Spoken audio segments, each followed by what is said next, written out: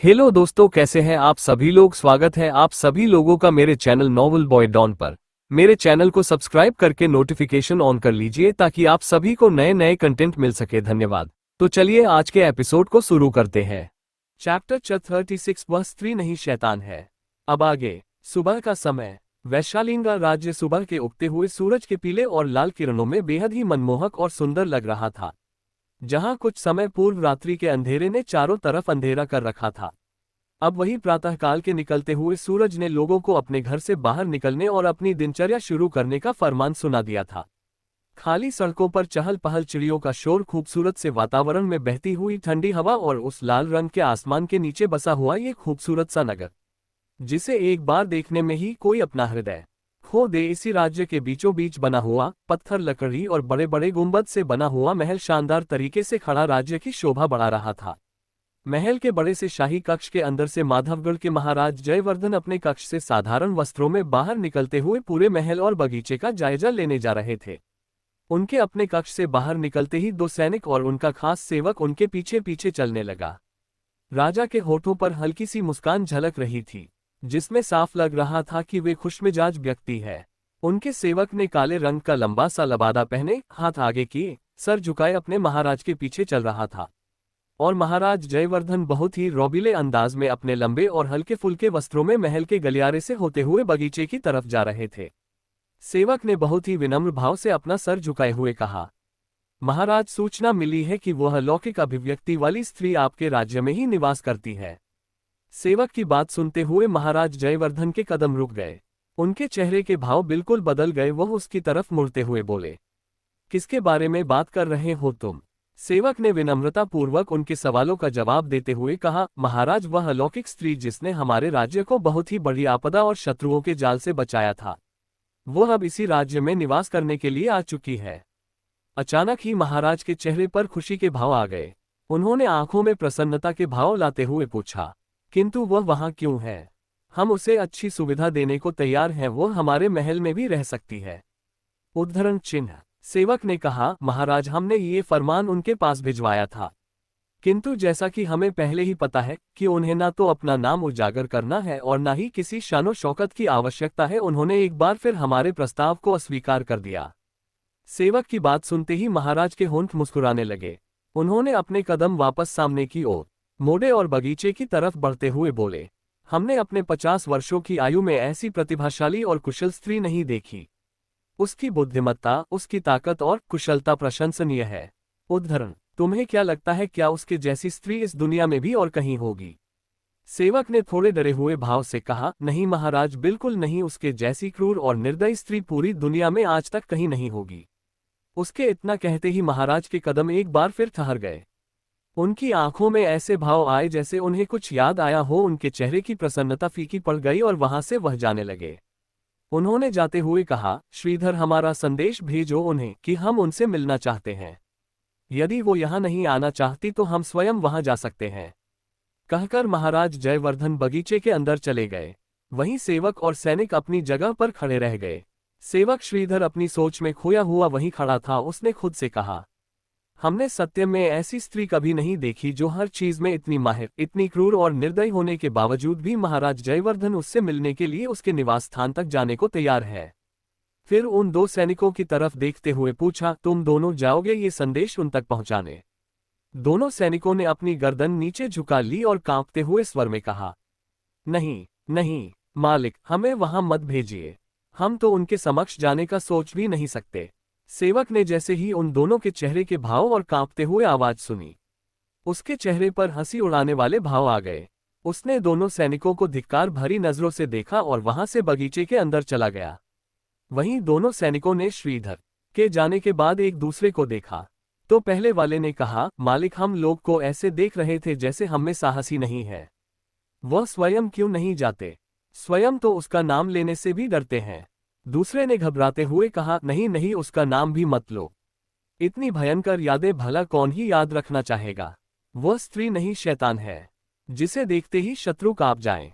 अल्पविराम अल्पविराम। इशिका प्रातकाल से कोई कार्य नहीं था, इसलिए वह अपने बच्चों को विद्यालय छोड़ने जाने वाली थी। अरण्या अपने बच्चों के साथ घर से बाहर निकली।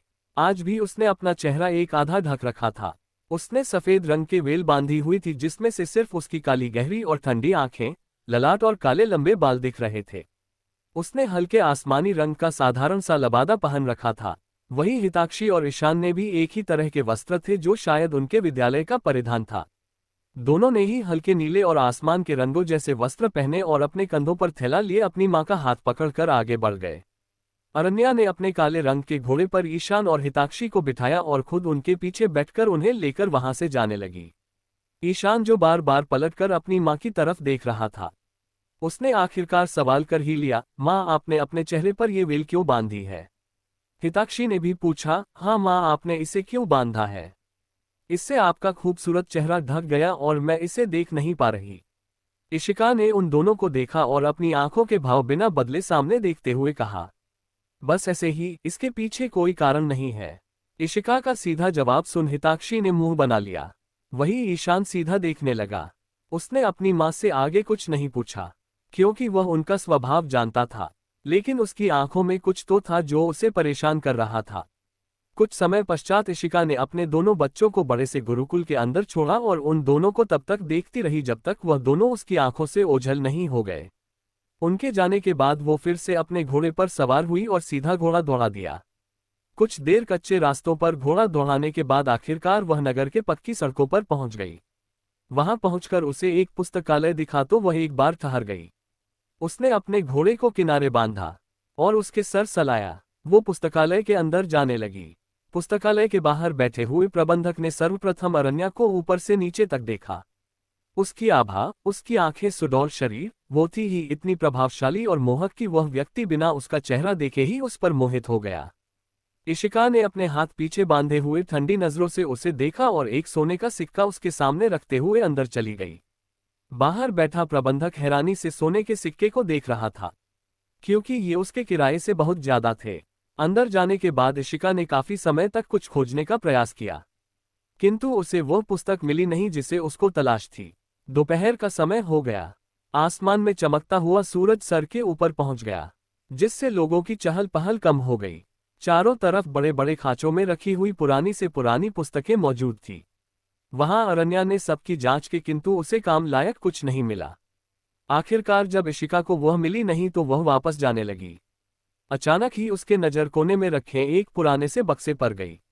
अरण्या ने उस लकड़ी के बक्से की तरफ देखा तो उसके मस्तिष्क में एक प्रश्न आया, इन किताबों की दुनिया में इस बक्से का क्या काम?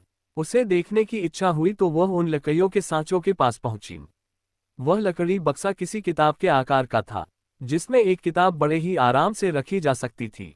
उस कुर्सी लगाए और लकड़ी के बने हुए सांचे के पास खड़ी होकर उस बक्से को उठाने लगी। कुछ मशक्कत के बाद आखिरकार उसने वह बक्सा पा लिया। कुर्सी से नीचे उतरकर उसने को बक्सा खोला तो उसकी आंखों के भाव बदले। उसकी लोमड़ी जैसी काली आंखों में आत्मविश्वास छलक गया, जैसे उसे जो चाहिए था वह मिल गया। उसने उस किताब को लिया और द्वार की तरफ जाने लगी, लेकिन अपने कदम उसने रोक दिए क्योंकि वहां का प्रबंधक उसे ले जाने नहीं देगा। इसलिए उसने वहां पर बनी हुई छोटी सी खिड़की से बाहर जाना तय किया। कुछ समय बाद जब वह प्रबंधक पुस्तकालय में आया, उसने चारों तरफ देखा किंतु उसे वह स्त्री दिखाई नहीं दी। अचानक ही उसकी नजर कुर्सी पर रखी हुई पोटली पर गई। वह जल्दी से उस तरफ गया। उसने वह पोटली उठाए तो उसमें कुछ सिक्के और 2 सोने के सिक्के रखे हुए थे। उसकी आंखें चमक उठी उन सिक्कों को देखकर, लेकिन तभी उसकी नजर खुले हुए बक्से पर पड़ी तो वह हैरान रह गया। उसने खुद से प्रश्न किया, आखिर उस स्त्री को यह पुस्तक क्यों चाहिए थी? क्या जानना चाहती है वह उसके बारे में, जिसे लगभग यहाँ के सभी लोग भूल चुके हैं? लेकिन फिर उस पोटली को देखकर उसकी आंखें प्रसन्नता से चमक उठी। वह खुशी खुशी वो पोटली लेकर वहां से चला गया। उसने ज्यादा ध्यान भी नहीं दिया। कुछ समय पश्चात अरण्या वापस विद्यालय के समीप खड़ी थी। गुरुकुल में छुट्टी हुई तो सभी विद्यार्थी बाहर आए। कुछ के माता पिता वहां से निकल रहे सभी बालकों के पिता लेने आए थे, किंतु शायद अरण्या ही एकमात्र ऐसी स्त्री थी जो अपने बच्चों को लेने आई थी। इसी कारणवश सबकी नजरें बार बार उसी की तरफ जा रही थी। वह थी भी इतनी सुंदर कि अगर कोई ना भी देखना चाहे तो उसकी नजरें अपने आप ही उस पर ठहर जाए। उसने अभी तक वेल बांध रखी थी। ईशान और हिताक्षी बाहर आए। उन दोनों के चेहरे पर परेशानी थी। उनकी नजर वहां की लंबी चौड़ी भीड़ में किसी को खोज रही थी। जैसे ही उनकी नजरें इशिका पर पड़ी, उन दोनों के चेहरे पर मुस्कान आ गई। दोनों भागते हुए इशिका के पास आए और उसके पैरों को गले लगा लिया। इशिका ने दोनों को बहुत प्यार से हृदय से लगाया और उनका सर सहलाते हुए बातें करते हुए उन्हें लेकर घोड़े पर बैठकर वहां से चली गई। उसने वहां की किसी भी वार्तालाप पर ध्यान नहीं दिया। उसने ये भी ध्यान नहीं दिया कि कोई उससे लगातार देखे जा रहा था। अरण्या अपने बच्चों से बातें करते हुए घर पहुंची।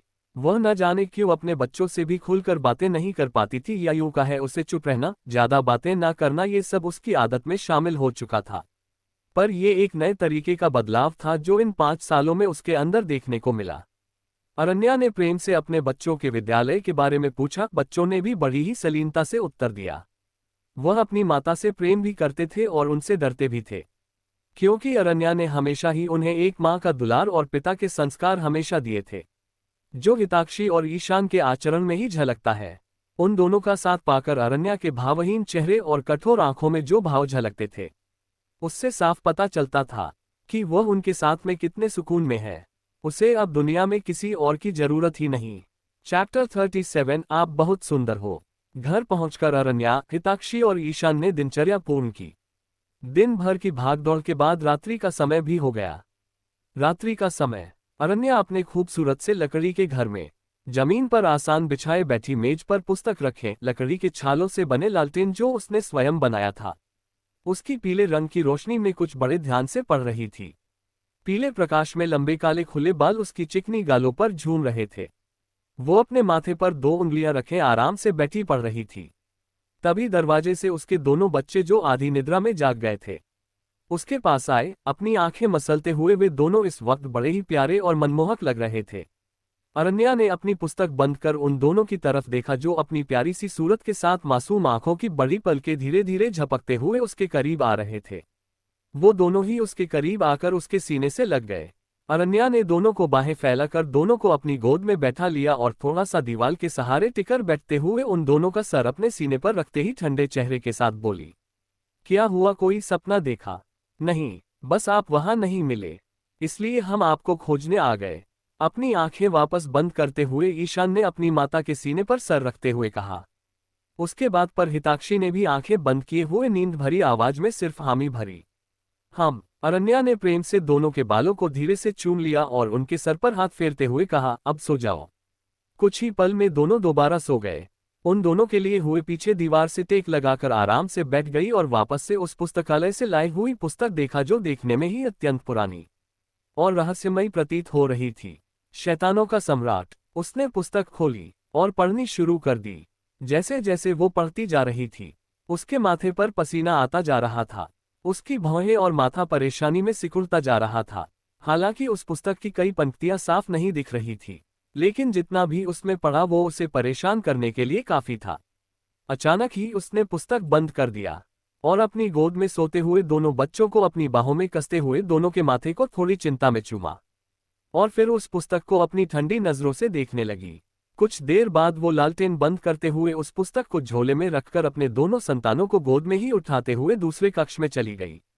अगर इस पुस्तक में लिखी सारी बातें सच है, अगर वो शख्स और इस पुस्तक का शैतान एक ही है, तो फिर मुझे अपने बच्चों को छुपाना होगा कैसे भी करके। उसने उन दोनों को आराम से गड्ढेदार बिस्तर पर लिटाया और खुद हिताक्षी के बगल बिस्तर पर किनारे लेटते हुए दोनों के ऊपर हाथ रख लेट गई। कुछ पल बाद गहरी सोच में खोए हुए ही उसकी पलकें भारी हो गई और उसकी पलकें बंद हो गई, उससे पता भी नहीं चला। ऐसी ही दिनचर्या में लगभग 2 दिन होने को आए। अब तक उसने वो पुस्तक लगभग पूरी खत्म कर ली थी, जिसने उसे बेचैन कर दिया था। उसे किसी भी हाल में कोई रास्ता ढूंढना होगा, वो हमेशा उससे चुपकर नहीं रह सकती। इससे पहले वो मुझ तक पहुंचे, मुझे उस तक पहुंचना होगा, लेकिन उससे पूर्व मुझे इनकी सुरक्षा तय करनी होगी। प्रातःकाल के समय सोते हुए बालकों को देखते हुए उसने खुद से कहा। उसकी ठंडी नजरें अत्यंत कठोर हो गई। बिना ज्यादा देरी किए उसने अपनी तैयारी की और फिर महल के लिए निकल गई, अपने बच्चों और गिन्नी से विदा लेकर। उसे पहुंचने में थोड़ा समय लगने वाला था। एक बड़ी सी घोड़ा गाड़ी एक विशाल से द्वार सामने रुकी। द्वारपाल ने तुरंत ही द्वार खोला और वो घोड़ा गाड़ी अंदर आ गई। अंदर आते ही दासियों ने घोड़ा गाड़ी के पर्दे हटाए और उसमें से एक स्त्री बाहर निकली, जिसने बैंगनी रंग के हल्के रेशों के वस्त्र पहन रखे थे, जो हवा की हल्की सी लहर पर भी सूखे पत्तों की तरह लहरा रहे थे। उसका पूरा शरीर लंबे से लबादे से ढका हुआ था।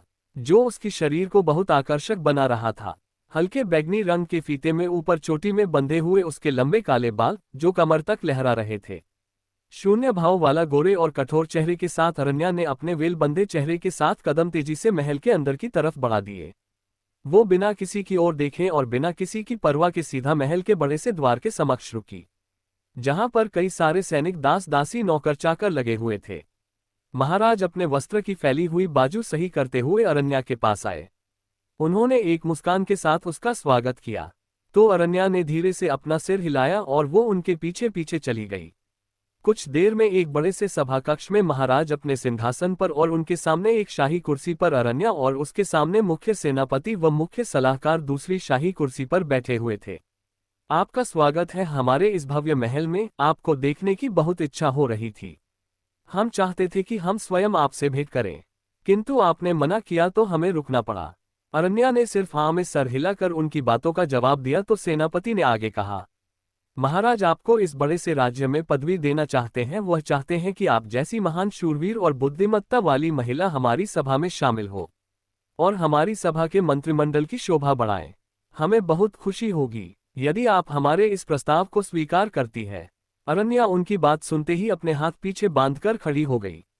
वह महाराज जैनेंद्र को देखते हुए बोली, मेरे कार्य थे इसलिए मैंने उस समय अपने प्राण जोखिम में डालकर आपकी सहायता की, परंतु अभी मुझे शांतिपूर्ण जीवन व्यतीत करना है। मुझे किसी भी तरह की कोई राजसी सेवा या आपके महल से किसी भी तरह का संबंध नहीं चाहिए। हाँ, बस इतना जरूर चाहते हैं कि आपके कुछ कुशल सैनिक मेरे बच्चों की सुरक्षा करें। उसने अब तक अपनी वेल नहीं हटाई थी। अरण्या की बात सुन महाराज जैनेंद्र के चेहरे के भाव बदल गए। उनकी भौहें सिकुड़ गई। वो अपने स्थान से खड़े होते हुए बोले, आपके पुत्र, आपके बालक भी है। उद्धरण चिन्ह। अरण्या ने ठंडी नजरों से उनकी तरफ देखा और धीरे से हामी भरी। महाराज के खड़े होते ही वो दोनों मंत्रीगण भी खड़े हो गए और हैरानी से अपने समक्ष खड़ी स्त्री को हैरानी से देखने लगे। किसी को यकीन नहीं हुआ कि इस जैसी क्रूर स्त्री को कोई पुरुष भी झेल सकता है। उन्होंने आज तक उसका चेहरा नहीं देखा था, सिवाय कुछ विश्वासपात्र लोगों के। उपसेना नायक जो पहले भी अरण्या से मिल चुका था, उसने धीरे से महाराज को देखते हुए सिर हिला दिया। महाराज जैनेंद्र ने इसके आगे प्रश्न नहीं किया, क्योंकि वो अरण्या की शक्त और आंखों के ठंडे भाव को देखकर साफ बता सकते थे कि वह अपने बालकों के विषय में बताने में जरा सी भी दिलचस्पी नहीं रखती। तो उन्होंने उसे कुछ भी खाने के लिए मजबूर नहीं किया। आपकी सहायता के कारण ही हम उन शैतान और क्रूर सैनिकों को हरा पाए। आज आपके कारण हमारा राज्य खुशहाल और सुखी जीवन व्यतीत कर रहा है। यदि हम इस प्रकार आपकी कोई सहायता कर सकते हैं तो हमें अत्यंत प्रसन्नता होगी। मुस्कुराते हुए जैनेंद्र ने बहुत ही शांतिप्रिय ढंग से कहा। उनके वृद्ध चेहरे और राजसी पोशाक से साफ लग रहा था कि वह बहुत ही शांतिप्रिय और अच्छे राजा है जिन्हें आभार चुकाना आता है। हम ठीक है, हम उन सैनिकों का चुनाव स्वयं करेंगे और उनके कार्य भी हम ही बताएंगे। कृपया उन्हें मैदान में उपस्थित करवाएं। उसकी बात पर महाराज ने सेनापति को इशारा किया। सेनापति तुरंत ही सर झुकाते हुए वहां से बाहर चला गया। तब तक आप विश्राम कीजिए और हमें आपके आतिथ्य का अवसर दीजिए, महाराज ने कहा। अरण्या ने अपने चेहरे की सफेद वेल को सही कर हामी भरी और महाराज जैनेंद्र के साथ चलने लगी। कुछ देर बाद महाराज जैनेंद्र ने अरण्या को एक कक्ष के अंदर बिठाकर उसका आतिथ्य किया और कार्यवश कक्ष से बाहर चले गए। कक्ष से बाहर निकलते ही महाराज को उनके पुत्र और पुत्री बाहर ही खड़े मिल गए। प्रणाम महाराज, दोनों ने उन्हें प्रणाम करते हुए आगे किया। पिताजी, हमें भी उससे मिलने की बहुत इच्छा है, क्या हम मिल सकते हैं? हाँ, चले जाना, पर अभी विश्राम करने दो। बोल वो जाने लगे तो राजकुमार ने आग्रह करते हुए कहा, पिताजी हम बस उसे देखकर चले जाएंगे। महाराज ने पहले तो उन दोनों को देखा, फिर सिर हिलाकर बोले, किंतु ध्यान रहे अपनी जिह्वा संभाल कर वार्ता करना। उद्धरण चिन्ह। अपने पिता की बात पर दोनों को चेहरे की मुस्कान फीकी पड़ गई, लेकिन फिर दोनों ने अपनी मुस्कुरा उन्हें दोबारा से प्रणाम किया और कमरे की तरफ आ गए। महाराज भी चले गए। राजकुमारी अपने शाही पोशाक संभाले हुए मुंह चुराकर कर बोली, ऐसा भी क्या खास है इस स्त्री में जो पिताजी हमसे इस प्रकार बात कर रहे हैं? उद्धरण चिन्ह। दोनों ने द्वार खोला और सीधा अंदर चले गए। अरण्या, जिसने वेल खोली थी, उसने झट से वापस बांध लिया और अपने खुले बालों में पीछे मुड़ी। उसने द्वार पर खड़े उसकी हमउम्र के राजकुमारी और राजकुमारी को देखा। राजकुमारी का प्रणाम। क्या आप दोनों इसी प्रकार किसी के भी कक्ष में प्रवेश कर जाते हैं? राजकुमारी ने परेशानी से उसकी तरफ देखा। उसकी आवाज सख्त और कठोर थी। जिसे सुन राजकुमारी के मन में खुन्नस सी भर गई। वो एक राजकुमारी के साथ ऐसे कैसे बात कर सकती है। उसने अपने भ्राता की ओर देखा तो उसकी हैरत में फैल गई। उसके भ्राता बड़ी ही निर्लजता से सामने खड़ी स्त्री को घूर रहे थे।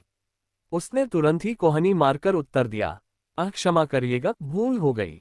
हाँ, भूल हो गई, क्षमा करिएगा। हालांकि राजकुमार को भी पसंद नहीं आया कि वो किसी स्त्री के समक्ष क्षमा मांगे, किंतु पिताजी की आज्ञा का उल्लंघन वो नहीं कर सकते थे। हम्मा कहिए। अरण्या उन दोनों को देखकर अपने बाल फीते से समेटने लगी। दोनों उसकी तरफ देखते रह गए, क्योंकि उसकी नजरों में उन दोनों की कोई इज्जत नहीं थी। राजकुमारी आगे आते हुए बोली, क्या हम आपकी सहायता कर दे? उद्धरण चिन्ह, नहीं, आवश्यकता नहीं। इस बार राजकुमारी चाहकर भी अपने चेहरे के भाव छुपा नहीं पाए, जिसे अरण्या ने देखकर भी अनदेखा कर दिया। ओह! राजकुमारी अपनी मुट्ठी बांधे पीछे हो गई। तो राजकुमारी, जो कि देखने से अत्यंत शांत और मनमोहक व्यक्ति थे, वो मुस्कुराकर बोले, क्षमा करिएगा, नादान है। हम्मा। अरण्या ने एक बार फिर हामी भरी तो राजकुमार बहुत ही शांत मुस्कान के साथ उसकी पतली सुराहीदार गर्दन और गोरी त्वचा हो उसके बाल ऊपर बांधे जाने के कारण अत्यंत आकर्षक लग रहे थे। उसे देखकर अपनी नजरें उसके नेत्रों की तरफ कर बोले, ठीक है, हम चलते हैं। यदि किसी वस्तु की आवश्यकता हो तो हमें बताइएगा। हम्मा। अरण्या ने उनकी बात पर एक बार फिर हामी भरी और अपनी तलवार उठाकर बड़े से झरोखे से बाहर की तरफ देखने लगी। दोनों खुद के अपमान का घूंट पीकर प्रणाम कर वहां से चले गए। राजकुमार जाने से पहले उसे देखकर मुस्कुराए और खुद से बोले, उम्मीद नहीं थी कि तुमसे इस प्रकार भेंट होगी। उनके जाने के पश्चात अन्य ने अपने चेहरे से नकाब हटाया और बड़ी सी खिड़की के बाहर पर्दे हटाते हुए मैदान को देखने लगी।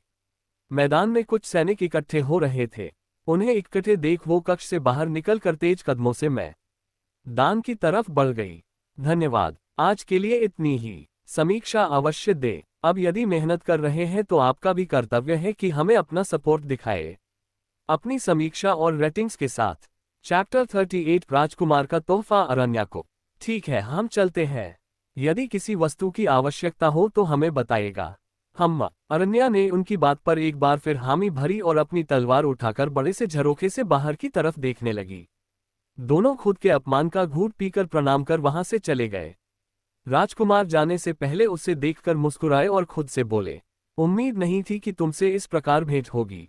उनके जाने के पश्चात अन्य ने अपने चेहरे से नकाब हटाया और बड़ी सी खिड़की के बाहर पर्दे हटाते हुए मैदान को देखने लगी। मैदान में कुछ सैनिक इकट्ठे हो रहे थे। उन्हें इकट्ठे देख वो कक्ष से बाहर निकलकर तेज कदमों से मैदान की तरफ बढ़ गई। अब आगे। महाराज जैनेंद्र कुछ समय पश्चात वापस कक्ष में आए, किंतु अरण्या को कक्ष में न पाकर इधर उधर अपनी नजर दौड़ाए और भौहें सिकोड़ते हुए परेशानी से खिड़की से बाहर देखने लगे। बाहर नीचे बने हुए मैदान का नजारा देख उनकी आंखें आश्चर्य से हल्की बड़ी हो गई। वो बड़े ध्यान से मैदान में देखने लगे, जहां अरण्या अकेले ही लगभग 50 सैनिकों से लड़ रही थी। उसकी शारीरिक फुर्ती, हाथों की तेजी, चमकती हुई धारदार तलवार, खंजर जैसी तेज निगाहें, उसके घूमने के साथ लहराते हुए उसके वस्त्र और बाल उस आकर्षक महिला को स्वर्ग से उतरी कोई युद्ध में निपुण योद्धा बता रहे थे, जिसका वार साधारण मनुष्यों के सहने योग्य बिल्कुल नहीं था। कुछ समय पश्चात अरण्या ने अपनी तलवार जमीन पर धंसाए और उनमें से बेहतर 10 सैनिक जो युद्ध कला में निपुण थे, उन्हें अलग कर बाकियों को वापस भेज दिया। अब वो उन 10 सैनिकों का भी प्रशिक्षण लेने लगी, वो भी बहुत कठिन तरीके से। अरण्या को हरा पाना उन सब के लिए नामुमकिन था। उस पूरे मैदान में दूर दूर तक खड़े सैनिक हैरानी से उसे देख रहे थे। कुछ पलों बाद अपनी तलवारबाजी और कुशल बुद्धि से 10 को हराकर उनमें से बेहतर 5 को चुना और उन 5 को एक किनारे खड़ा करते हुए तलवार रखकर अपनी गर्दन पोंछकर नकाब सही किया, जो अब तक एक भी बार निकला नहीं था। अरण्या ने उन सबको देखा और अपने हाथ पीछे बांधकर थके हुए सैनिकों को देखते हुए बेहद कड़क स्वर में बोली, आज से आप 5 सैनिक सिर्फ हमारे लिए काम करेंगे। हमने आपको अपने परिवार की सुरक्षा के लिए चुना है, और ध्यान रहे उनकी सुरक्षा में जरा भी चूक नहीं होनी चाहिए, अन्यथा इसका परिणाम आप सभी को भुगतना होगा।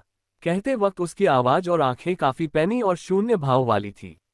उसकी आवाज सुन और खतरनाक आंखों के भाव देख 5 सैनिकों ने अपना सर नीचे झुका लिया। उन सबको उनके कार्य समझाने के बाद वो वापस अपने कक्ष में आए, जहां महाराज जैनेंद्र बैठे हुए उसका ही इंतजार कर रहे थे। उसके आते ही वो खड़े हुए एक गर्व भरी मुस्कान और आंखों में अत्यंत गर्व भरे भाव के साथ गर्मजोशी से बोले, हमें गर्व है कि आप जैसी महिला हमारे राज्य में है। हमें अत्यंत प्रसन्नता होगी यदि हमारे सैनिक आपके काम आए। अरण्या ने उन्हें देखा और ठंडे स्वर में एक सलाह दी, महाराज, एक राजा को किसी अनजान पर इतना विश्वास नहीं करना चाहिए। ये एक राजा और उसकी प्रजा के लिए नुकसानदेह है।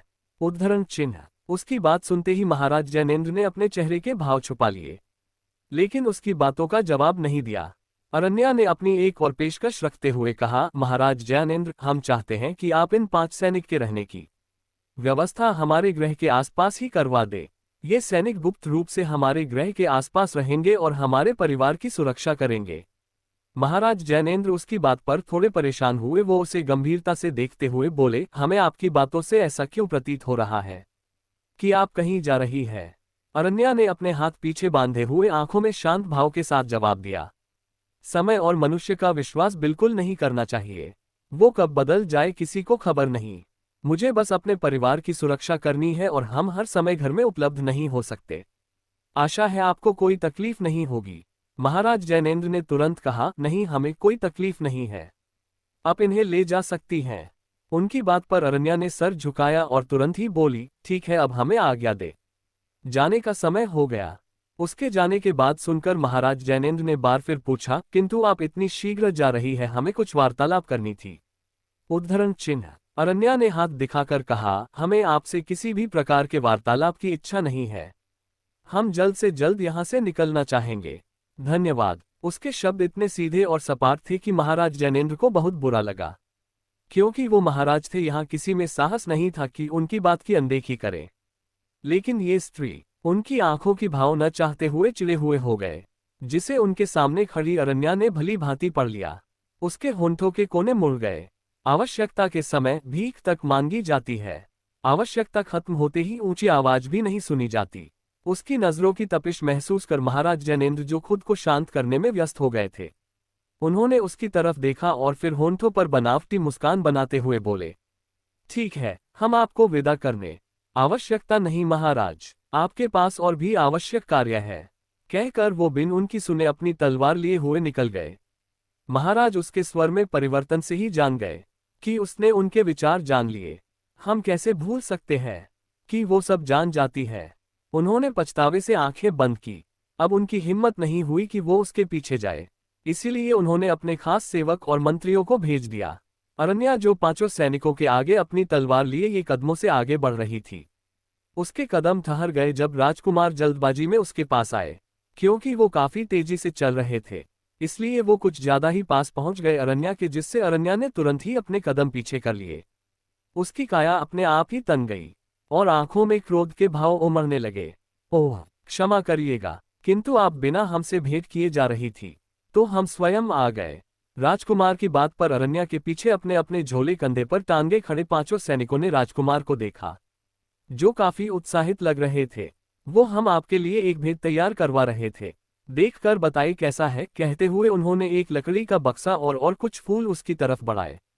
अरण्या ने उन लाल रंग के फूलों को देखा और उसकी आंखें स्वतः ही परिहास के भाव से भर उठे। उसने उनके हाथों से वो फूल के गुच्छे और उस लकड़ी का बक्सा ले लिया। धन्यवाद राजकुमार। सफेद नकाब के अंदर छुपे उसके होंठ मुस्कुराए, प्रेम के भाव में नहीं बल्कि इन जैसे व्यक्तियों के परिहास के लिए। उसने फूलों की सुगंध लेकर राजकुमार की प्रफुल्लित आंखों में देखकर कहा, इनकी सुगंध काफी अच्छी है। उद्धरण चिन्ह। हमें प्रसन्नता हुई कि आपको पसंद आया। आप चाहे तो हम आपको और भी। राजकुमार, अब हमें चलना चाहिए, अन्यथा देर हो जाएगी। ओह जी हाँ, बिल्कुल। बोलते हुए राजकुमार मार्ग से किनारे हो गए और अरण्या तुरंत ही मुख्य द्वार की तरफ बढ़ गई। उसके पीछे पीछे सभी सैनिक, जिनकी आभा अत्यंत मनमोहक थी, वे सभी अपनी भौहें सिकोड़े हुए असमंजस से अपने सामने चल रही स्त्री को देखने लगे। उन्हें यकीन नहीं हुआ कि इस अयाश राजकुमार के झांसे में इसके जैसी स्त्री भी आ सकती है। वे सभी द्वार से बाहर निकलकर अपने घोड़े पर रखे हुए कपड़े के थैले को किनारे कर घोड़े पर बैठ गई। उसके हाथों में अब भी वो फूल और लकड़ी का बक्सा था। सभी सैनिक ने एक दूसरे की तरफ देखा, तो आखिरकार जब उनमें से एक, जो कि सबसे ज्यादा वाचाल प्रतीत हो रहा था, वो अपने साथ के सैनिक से धीमी आवाज में बोल पड़ा, अल्पविराम, क्या इसने भी इस राज्य की महारानी बनने के लिए चाले चलना प्रारंभ कर दिया? अरण्या ने घोड़ा दौड़ाया और अपने हाथों में पकड़े फूल और छोटे से बक्से को बहुत लापरवाही से फेंक दिया। उसके ऐसा करते ही उस सैनिक की आंखें बड़ी हो गई। बाकी सब भी हैरान हो गए तो उनमें से एक ने कहा, ऐसा लगता तो नहीं, यदि राज्य ही चाहिए था तो इनके पास कई मौके थे। उसकी आवाज में शांति और सम्मान साफ झलक रहा था। सबने उसकी तरफ देखा तो उनकी आंखों की शंका दूर हो गई, क्योंकि वो कल्पना भी नहीं कर पा रहे थे कि ऐसी स्त्री किसी ऐसे पुरुष के झांसे में आएगी, वो भी इतनी शीघ्रता से। उन सब ने गर्व से अरण्या को देखा। उन्होंने सही मालिक चुना था। हाँ, घोड़े को लत्ती लगाते हुए पांचों ने अपनी गति बढ़ाई और अरण्या के पीछे चलने लगे, क्योंकि उसकी गति किसी हवा की तरह थी। उसका हर कार्य उसे बहुत आकर्षक बनाता था, इतना कि कोई भी अपनी नजरें न हटा पाए। रात्रि का समय, नदी के पास पांचों सैनिक और अरण्या शिविर लगाकर रुके हुए थे। रात्रि काफी हो चुकी थी, इसलिए उसने उन पांचों को एक शिविर में रहने का आदेश दिया और स्वयं अलग शिविर लगाकर भोजन पकाने लगे। उसने नदी से मछलियां पकड़ी और उन्हें आग में भूनने लगी। खुशबूदार सुगंध पाते ही वे लंबे चौड़े सैनिक अपने शिविर से बाहर आए और असमंजस से एक दूसरे को देखते हुए आग के समक्ष बैठी अरण्या को आंखें फैलाए देखने लगे, क्योंकि इस समय उसने अपने चेहरे पर नकाब नहीं पहन रखा था। वे लोग अपनी जगह पर स्तब्ध से खड़े रह गए। उसकी सुंदरता देखकर, साधारण से बैगनी रंग के लबादे में फीते में बंधे उसके बाल, जिनकी लटें आग की तेज लपटों के कारण उसके चिकने से चेहरे पर झूम रही थी। भावहीन चेहरा और मोरनी जैसी आंखें आग की लपटों में चमकती हुई बहुत आकर्षक लग रही थी। ऊपर से जंगल में रात्रि को सन्नाटा, जानवरों और कीड़ों का शोर, वातावरण सच में बहुत सुंदर था। उसके चेहरे पर पड़ रही वो पीली रोशनी उसे काफी खूबसूरत बना रहे थे। वे सभी अपने धीमे कदम बढ़ाकर अरण्या के सामने बैठ गए और गौर से बिना पलके झपकाए उसे देखने लगे। अरण्या ने उन सब की तरफ मछलियां फुर्ती से फेंकी। दो लोगों ने इस सारी मछलियां पकड़ ली और अपनी नजरें इधर उधर करते हुए एक दूसरे को देखने से बचने लगे, क्योंकि वो उनकी मालिक थी और उन्हें इस तरह देखना काफी शर्मिंदगी भरा था। अरण्या ने अपनी मछली खाते हुए बिना उनकी तरफ देखे कठोर स्वर में कहा, पुरुषों की सबसे बड़ी कमजोरी महिला है और अपने इस कमजोरी पर जल्द से जल्द नियंत्रण करो। मुझे ये गलती दोबारा नहीं चाहिए। उद्धरण चिन्ह। उन सब की आंखें बड़ी हो गई। वे सभी और शर्मिंदा हो गए। ऐसा नहीं था कि वो कोई बुरे व्यक्तित्व के स्वामी थे, परंतु उनके सामने बैठी स्त्री अद्भुत थी। हर चीज में कोई उसे चाहकर भी अनदेखा नहीं कर सकता था। फिर वे तो सैनिक थे। उन सभी ने अपना सर नीचे झुकाए हुए अपनी मछलियां खत्म की और क्षमा मांगकर बिना अपना सिर ऊपर किए दोबारा से अपने शिविर में चले गए। विस्मयादिबोधक चिन्ह। धन्यवाद। आशा है आज का भाग पसंद आएगा। अपनी प्रतिक्रिया अवश्य से और मुझे फॉलो अवश्य करें, तभी मुझे मेरी मेहनत का फल मिलेगा, मेरी पेमेंट बनेगी और मुझे उम्मीद है आप हमें निराश नहीं करेंगे, जैसे ही भाग लिखने में नहीं करते। एपिसोड 39। आखिरकार तुमसे भेंट हो ही गई खिलौने। खुशबूदार सुगंध पाते ही वे लंबे चौड़े सैनिक अपने शिविर से बाहर आए और असमंजस से एक दूसरे को देखते हुए आग के समक्ष बैठी अरण्या को आंखें फैलाए देखने लगे, क्योंकि इस समय उसने अपने चेहरे पर नकाब नहीं पहन रखा था। वे लोग अपनी जगह पर स्तब्ध से खड़े रह गए। उसकी सुंदरता देखकर, साधारण से बैगनी रंग के लबादे में फीते में बंधे उसके बाल, जिनकी लटें आग की तेज लपटों के कारण उसके चिकने से चेहरे पर झूम रही थी। भावहीन चेहरा और मोरनी जैसी आंखें आग की लपटों में चमकती हुई बहुत आकर्षक लग रही थी। ऊपर से जंगल में रात्रि को सन्नाटा, जानवरों और कीड़ों का शोर, वातावरण सच में बहुत सुंदर था। उसके चेहरे पर पड़ रही वो पीली रोशनी उसे काफी खूबसूरत बना रहे थे। वे सभी अपने धीमे कदम बढ़ाकर अरण्या के सामने बैठ गए और गौर से बिना पलके झपकाए उसे देखने लगे। अरण्या ने उन सब की तरफ मछलियां फुर्ती से फेंकी। दो लोगों ने इस सारी मछलियां पकड़ ली और अपनी नजरें इधर उधर करते हुए एक दूसरे को देखने से बचने लगे, क्योंकि वो उनकी मालिक थी और उन्हें इस तरह देखना काफी शर्मिंदगी भरा था। अरण्या ने अपनी मछली खाते हुए बिना उनकी तरफ देखे कठोर स्वर में कहा, पुरुषों की सबसे बड़ी कमजोरी महिला है और अपने इस कमजोरी पर जल्द से जल्द नियंत्रण करो।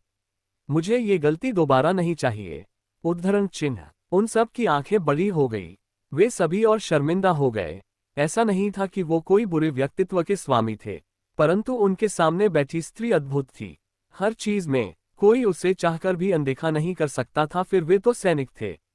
उन सभी ने अपना सर नीचे झुकाए हुए अपनी मछलियां खत्म की और क्षमा मांगकर बिना अपना सिर ऊपर किए दोबारा से अपने शिविर में चले गए।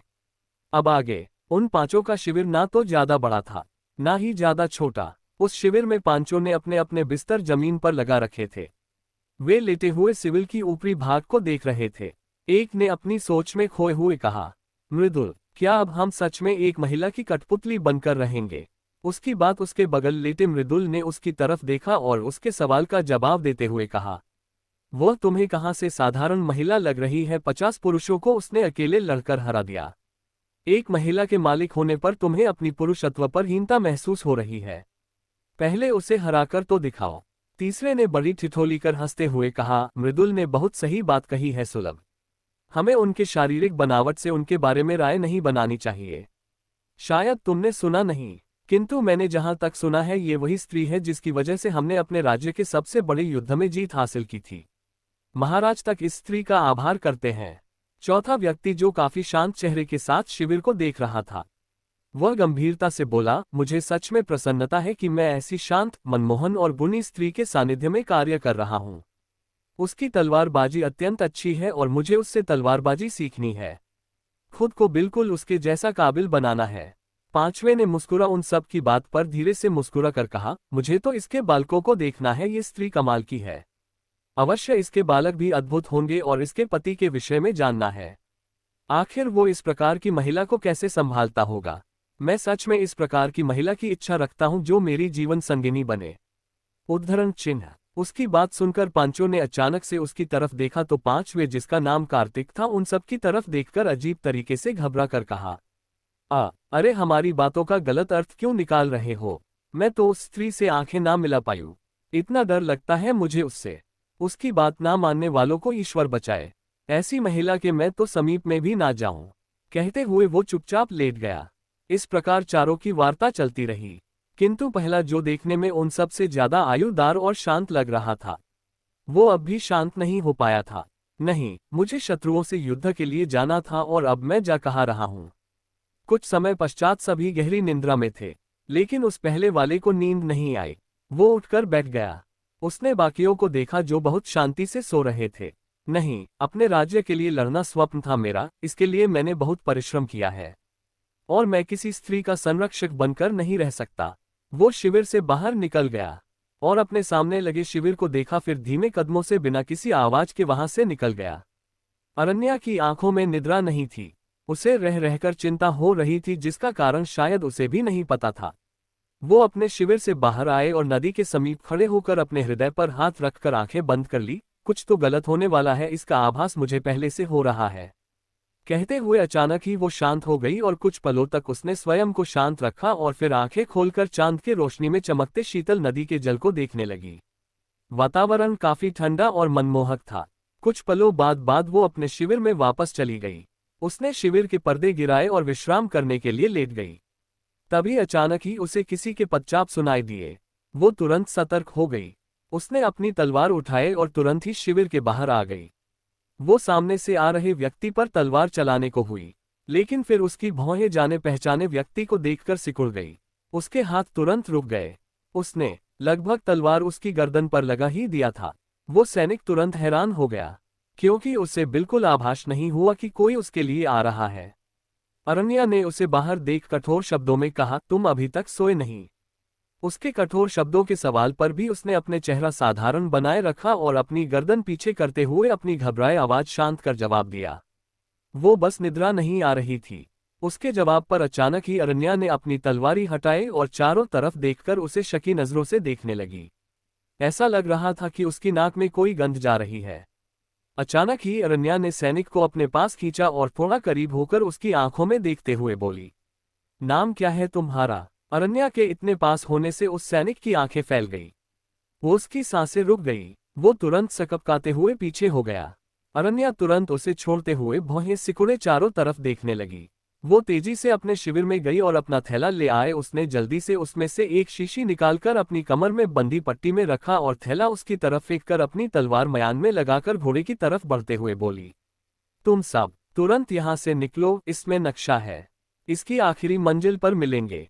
बोलते हुए घोड़े पर चढ़ी तो सैनिक तुरंत परेशानी से उसकी तरफ बढ़कर भौहें सिकोड़कर बोला, पर तुरंत निकलो, तुम्हारे साथियों की जिंदगी तुम्हारे हाथ में है। उसने बहुत गंभीरता से तेज आवाज में कहा और अपना घोड़ा लेकर हवा की तरह गायब हो गया। कुछ पल तो सैनिक आवक खड़ा रहा, लेकिन फिर उसकी बात की गंभीरता को समझते हुए तुरंत ही सबको जगाने शिविर में चला गया। मृदुल, मलय, आश्रुत, अनिकेत, शीघ्र उठो। उसकी एक ही आवाज पर वे सभी झट से उठ खड़े हुए और उसे इस तरह विचलित देख उसके साथ सामान समेटते हुए बोले, क्या बात है वीर, हमें शीघ्र ये स्थान छोड़ना होगा। उसने बाहर निकलते हुए कहा। तो सभी तुरंत ही बाहर आकर अपने अपने घोड़े पर बैठ गए। वो कहाँ है? मृदुल ने चारों ओर देखकर शीघ्रता से पूछा। तो वीर अपना घोड़ा तेजी से मार्ग की तरफ भगाता हुए बोला, वो पहले ही जा चुकी है। क्या? किंतु ऐसे कैसे वो भाग सकती है? मलय ने क्रोधित स्वर में उसके साथ पहुंचने के लिए अपने घोड़े की नाल खींचते हुए पूछा। ज्यादा प्रश्न नहीं मलय, बात अत्यंत गंभीर प्रतीत होती है। आश्रुत ने सबके प्रश्नों पर विराम लगाकर कहा और अपने घोड़े की गति बढ़ाकर वीर के साथ घोड़ा दौड़ाते हुए बोला, क्या तुम्हें मार्ग ज्ञात है? हाँ, उसने नक्शा दिया है। तभी अचानक ही उनके पीछे से रात के अंधेरे में चिड़ियों का शोर गूंजने लगा। सभी ने एक साथ पीछे की ओर देखा तो दूर आग की लपटें उठ रही थी। जंगल में कोहराम जैसा मच चुका था। सितारों की आवाज पूरे जंगल में गूंज रही थी। वे सभी परेशान से एक दूसरे की ओर देखने लगे, लेकिन किसी ने अपना घोड़ा नहीं रोका। वो काला साया पेड़ की डाल पर हाथ पीछे किए खड़ा अपने सामने जलते हुए शिविर को देख रहा था। उसका ऑरा अत्यंत खतरनाक प्रतीत हो रहा था। उसके चारों तरफ निकलता काला सा धुआं प्रमाण था कि उसे किसी चीज में बहुत क्रोध दिया था। इस बार तुम्हें भागने नहीं देंगे मेरे प्रिय खिलौने। इतना समय तो हमने कभी किसी को नहीं दिया। वहीं से हवा में छलांग लगाते हुए वो दूसरे, तीसरे, चौथे पेड़ की सबसे ऊंची शाखाओं पर पैर रखकर उसी दिशा में उड़ गया जिधर अरण्या गई थी। अरण्या अपना घोड़ा दौड़ाते हुए नदी की धारा के साथ जंगल से बाहर निकलने के लिए रास्ता खोज रही थी। तभी अचानक ही उसका घोड़ा एक झटके से हिनहिनाते हुए रुक गया और अपने आगे के दोनों पैर उठाते हुए हिनहिनाने लगा। अरण्या उसे संभालते हुए उसकी पीठ सहलाते लगी। वेलबंदी उसकी निगाहें एकदम से पैनी हो गई। उसने अपने तलवार पर पकड़ कस ली और झुकी हुई सैवी अपने घोड़े को शांत कराते हुए चारों तरफ देखा। उसकी नजर अपने आप ही सामने के मोटे और ऊंचे से पेड़ की पतली सी शाखा पर खड़े काले साए पर पड़ी, जो पूरी तरह से काले कपड़ों में ढका हुआ था। उसका घोड़ा शांत होकर सही से खड़ा भी नहीं हुआ था कि अचानक ही इताक्ष हवा की गति से घोड़े पर बैठी अरण्या की गर्दन पकड़कर पीछे ले जाकर पेड़ के सहारे खड़े कर अपनी पकड़ कसते हुए बड़ी ही मोटी और भारी आवाज हंसकर बोला, आखिरकार मिल ही गई, मानना पड़ेगा बड़ी शातिर हो। अरण्या, जिसकी आंखें पीठ में घाव की जगह पर वापस चोट लगने से उठी असहनीय पीड़ा को सहने के लिए भींजे हुए थे, उसकी बात सुनकर खुल गए। उसने उसके पूरी तरह ढके चेहरे से गुस्से में नजरें देर ली, लेकिन अचानक ही उसकी गुस्से भरी आंखें हैरानी में फैल गई। उसने एक झटके से उसे पलटकर पेड़ से लगाकर सैवी के पैरों का वार अपनी पीठ पर ले लिया। आराग, इसकी वजह से उसे बहुत तेज झटका लगा और एक दर्द भरी आह के साथ वो साए के सीने से लग गई। आज के लिए इतना ही। काफी समय लगा लिखने में। भाग न लेने दे पाने के लिए क्षमा। धन्यवाद। अपना सहयोग इसी प्रकार देते रहे। 40 अरण्या ने साए को दिया विष। अब आगे। सैवी तुरंत पीछे हो गया अपने मालिक की चोट पर। उसने अपना सिर अरण्या की तरफ बढ़ाया ही था कि अचानक ही वो छटपटा कर जमीन पर गिर गया। इताक्ष ने उस पर अपनी शक्ति का प्रयोग किया था। उसका एक हाथ अरण्या की कमर पर था और दूसरे हाथ से निकलती हुई शक्ति उस घोड़े को पीड़ा पहुंचा रही थी।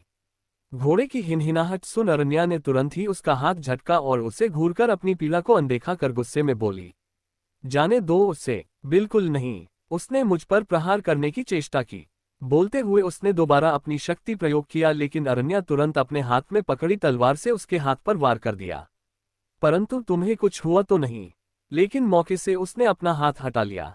अपने घोड़े के वार से उसकी पीठ की पीड़ा असहनीय हो चुकी थी। वो सही से खड़ी भी नहीं हो पा रही थी। ऐसा प्रतीत हो रहा था उसके पीठ की पीड़ा शरीर के हर हिस्से में फैल रही है। उसे सांस तक लेने में बाधा हो रही थी। उसके कानों को और कुछ सुनाई देना कम हो गया। न चाहते हुए भी उसके चेहरे पर दर्द के भाव दिखने लगे। उसने तुरंत ही अपने निचले होंठ दांतों तले दबा लिया और घुटने पर एक हाथ रख सांसें संभालने लगी। अपना सिर नीचे किए हुए सांसें भरने और दर्द कम करने की कोशिश में झुकी अरण्या ने ध्यान नहीं दिया कि वो प्रसन्न कर रही थी इताक्ष को अपनी पीड़ा दिखाकर। अचानक ही इताक्ष अपना सिर उसके झुके हुए सिर के बराबर में लाते हुए उसके दर्द भरे भाव को देखने की कोशिश की, लेकिन अरण्या ने वेल लगा रखी थी जिससे उसे कुछ दिखा नहीं। उसने एक झटके से उसके चेहरे की वेल खींच ली और उसकी ठुड्डी के नीचे काले रंग की अंगूठी पहनी अपनी पहली उंगली लगाकर उसका चेहरा ऊपर किया। अरण्या की घनी पलकों दर्द में कसी हुई थी। उसका चेहरा लाल हो गया। चांद की सफेद रोशनी पेड़ की पत्तियों से छनकर उसके चेहरे पर कुछ जगहों पर पड़ रही थी। जिससे अंधेरे में भी उसका खूबसूरत सा चेहरा चमक रहा था। तो क्या मुझे कुछ होने का इंतजार करना था? उसने एक नज़र जमीन पर पड़े घोड़े को देखा जो बेचित पड़ा हुआ था। फिर अरण्या की ठुड्डी को अंगूठे से सहलाते हुए भारी और कठोर स्वर में बोला, बस इतनी सी पीड़ा से मुझे संतुष्टि नहीं मिली, मुझे तुम्हारे नेत्रों के आंसू देखने हैं और उसके लिए तुम्हारे इस प्रिय को मरना होगा। उसकी बात सुनते ही अरण्या ने गुस्से में अपनी आंखें खोली और जबड़े दबाए हुए बोली, उसे कुछ करने की सोचना भी मत। उसकी आवाज में चेतावनी साफ झलक रही थी। हाँ हाँ हाँ, पर मैंने तो कर दिया। बोलते हुए उसने अरण्या को पीछे धकेला, जिससे वो संभल नहीं पाए और 4 कदम पीछे होकर गिरने को हुई, लेकिन तलवार जमीन में फंसाकर खुद को रोक लिया। वो साया अपनी शक्ति जागृत करने लगा, लेकिन ये क्या, उसकी शक्तियां जागृत ही नहीं हुई। उसे कुछ गड़बड़ लगी। उसने तुरंत अपने सीने पर हाथ रखा और अपना ढका हुआ चेहरा तुरंत अरण्या की तरफ किया। उसे अपनी तरफ देखता महसूस कर वो हल्का हंसी और तलवार जमीन से निकालकर हाथ पीछे बांधते हुए दर्द में भी सीधी खड़ी होकर भावहीन चेहरे के साथ उसे देखने लगी। उसकी आंखों में शातिरता साफ झलक रही थी। उस साये ने एक बार फिर अपनी शक्ति जागृत करने की कोशिश की, लेकिन इस बार भी वो नाकामयाब रहा। उसके भाव तो नहीं दिख रहे थे, लेकिन जिस तरह से वो अपने हाथों को देख रहा था, साफ प्रतीत हो रहा था कि वो हैरान है। एमएम, उसने अपना सिर ऊपर किया और उसकी तरफ बढ़ने की कोशिश में अत्यंत क्रोध में बोला, तुम। लेकिन वो अपनी जगह से हिल भी नहीं पाया। उसे ऐसा लगा जैसे उसके पैर सुन्न हो चुके हैं। उसकी दशा पर अरण्या ने होंठ सिकोड़कर बेचारगी भरा स्वर निकालते हुए बोली, च हैरान हो, विस्मयादिबोधक चिन्ह। बोलते हुए उसने अपने कंधे हिलाए और गर्दन चारों तरफ घुमाते हुए शरीर का तनाव खत्म करते हुए बोली, तुम पुरुषों को विचलित करना अत्यंत सरल है। मेरा तुम्हें बचाना इतना भाया कि सीने में चुभी विषैली पीड़ा का आभास भी नहीं हुआ। बोलते हुए उसने अपने हाथ में ली एक छोटी सी सुई को अपने चेहरे के सामने कर उसकी तरफ फेल दिया। ईताक्ष की लंबी बाजुओं में छुपे हाथों की मुट्ठियां कस गई।